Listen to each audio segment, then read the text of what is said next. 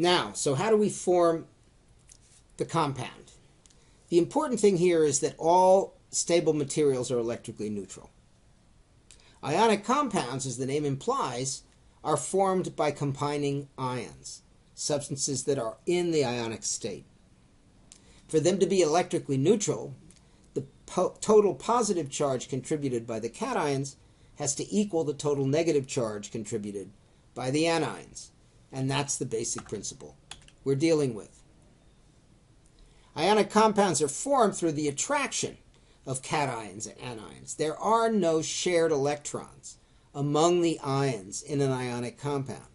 The compound stays together strictly because of the attraction of opposite charges in the crystal. So here we have an example of an ionic compound. One of the most common, table salt, sodium chloride. Again, as we discussed before, the sodium cation is substantially smaller than the atom from which it came, and the chloride anion is substantially larger than the atom from which it came.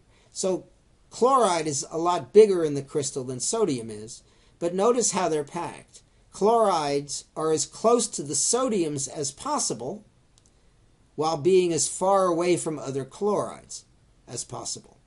Same with the sodium cations. They want to be as close to the anions as they can get, but as far from other sodiums, because like charges repel.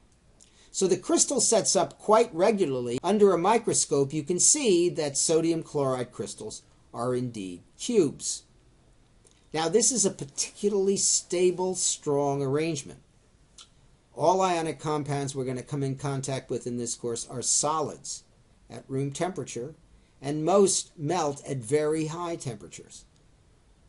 Sodium chloride will melt at 700 or 800 degrees centigrade, certainly hotter than anything you have in your home.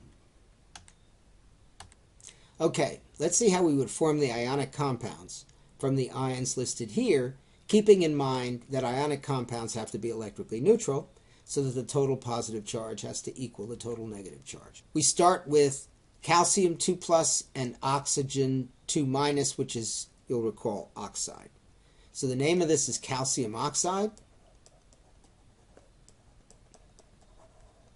And because the ions have equal and opposite charges, they balance 1 to 1, and so the formula for calcium oxide is CaO.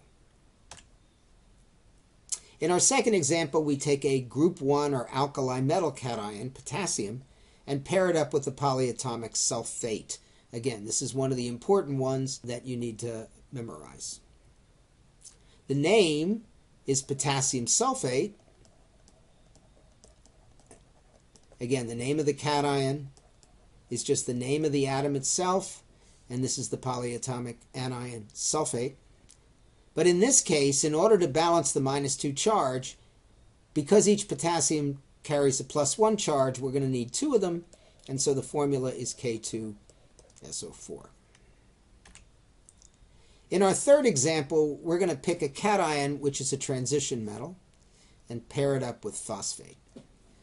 And as I mentioned already, if it's a transition metal, in the name you need to indicate the charge on the ion. Because copper is a transition metal, you need to indicate which charge you have.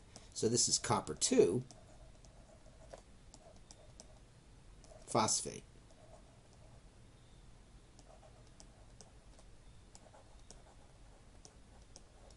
Now, since copper is +2 and phosphate is -3, to make this electrically neutral, we're going to have to find essentially a common denominator here, which I think you can see is 6.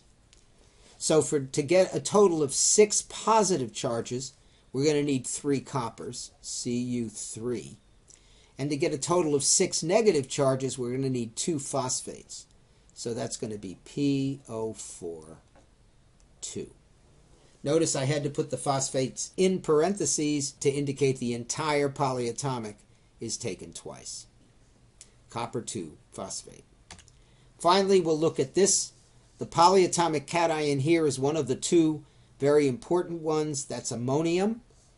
And its anion partner is sulfide. Again, it's a monatomic. So this is ammonium sulfide, IDE. And it's going to be NH4 taken twice, S, ammonium sulfide. Okay. So the take home is that to write an ionic compounds formula, you need to be sure that the total positive charges balance the total negative charges. And since we'll be doing this quite a lot, it's an important skill that you need to master.